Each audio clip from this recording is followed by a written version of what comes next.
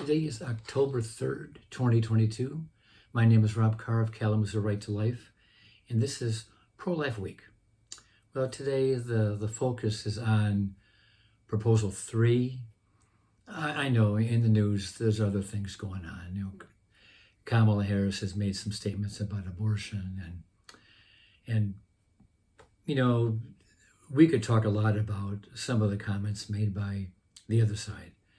And they totally disregard the unborn child completely, and their entire focus is on reproductive rights, women's health, bodily autonomy. The women, and as much as an unplanned pregnancy is a serious concern, serious matter, and can affect a woman's life, it still does not compare to the taking of human life.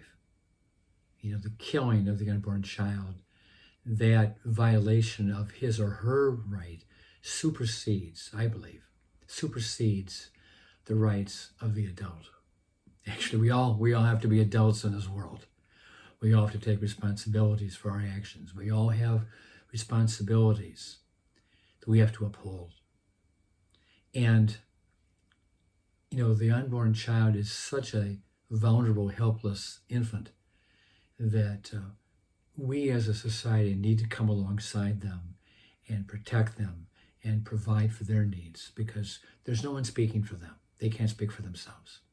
But I'm gonna focus today on Proposal 3, but only one aspect of it. And I don't believe I talked about this before, but remember, and I've mentioned this before too on the program, as well as in some talks I've given recently, the 100-page, the 100-word summary that you will see on your ballot on November 8th is not the same thing as what the proposed constitutional amendment will be if enacted, and it would go into the state constitution.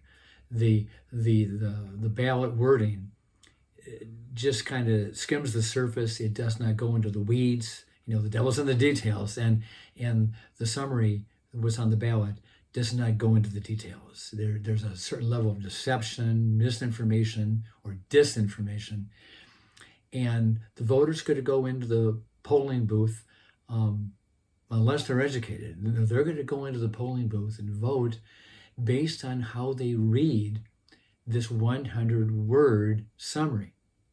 And they do not know that there are ramifications and interpretations that go far beyond the wording of that proposal, or on the ballot proposal, and far beyond Roe v. Wade. And I'm going to give you just one example of the extremism of Proposal 3. And this wording is not on the ballot. This is the wording from actually, these might be on both, but there are ramifications that is only is applied when you consider the proposed constitutional amendment. It says here, quote, "Every individual has a fundamental right to reproductive freedom, which entails the right to make and effectuate decisions about all matters relating to pregnancy, including but not limited to prenatal care, childbirth, postpartum care, contraception, sterilization, abortion care, miscarriage management, and infertility care."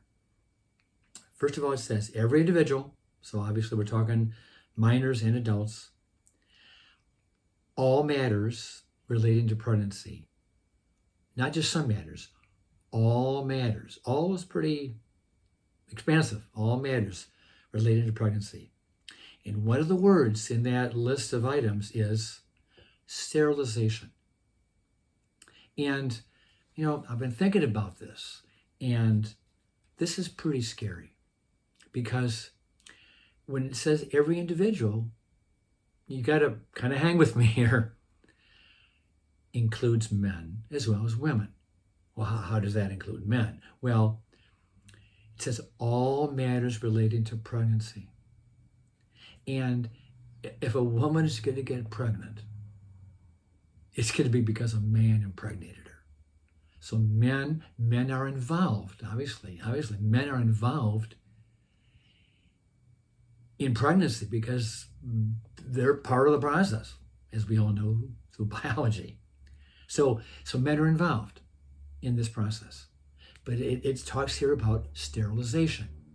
So right now, our society is going through an upheaval regarding transgender, puberty blockers, gender reassignment surgeries, all these things. And when you take puberty blockers, and especially if you have some kind of reassignment surgeries where your reproductive organs are removed, you become sterile. You're sterilized. You cannot have children, or you cannot impregnate someone if you've been sterilized. So if this were to pass, as long as this sterilization is in here and it's a matter relating to pregnancy, I truly believe that this protects minors and allows them, behind their parents' backs, allows them to get puberty blockers and possibly even have gender-affirming reassignment surgeries. Now, I consider that radical, and that has nothing to do with Roe v. Wade. Absolutely nothing. We talked before that in the Roe decision, Justice Blackmun said that the person doing the procedure is the woman's attending physician. Well, Proposal 3, it's now a healthcare professional. So it may not be your OBGYN. It could be someone else who is a healthcare professional. That is unsafe. And we talked before that a person can help or assist a pregnant individual, an adult or a minor, to get an abortion. So if a girl is pregnant and her guidance counselor or a teacher transports her to Planned Parenthood for the abortion, the person doing the assisting, doing the driving, cannot be prosecuted, and it's all done behind the parents' backs.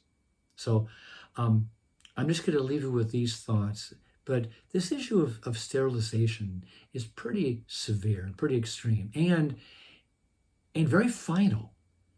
And we've all heard discussions and talks that even for people who are experiencing some confusion about their sexuality,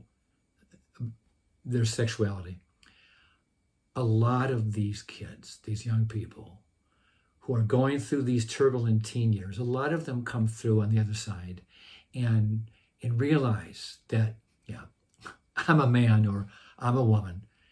And thank God I didn't have puberty blockers, or I didn't have some kind of surgery to change my reproductive organs. I can still be a man and I can still be a woman. We are living in perilous times with a lot of confusion, and a lot of people in the medical community are buying into this whole transgender worldview, I would say. And I know this has nothing to do with abortion, but all of a sudden, it has a lot to do with Prop 3. A lot to do with Prop 3. Vote no.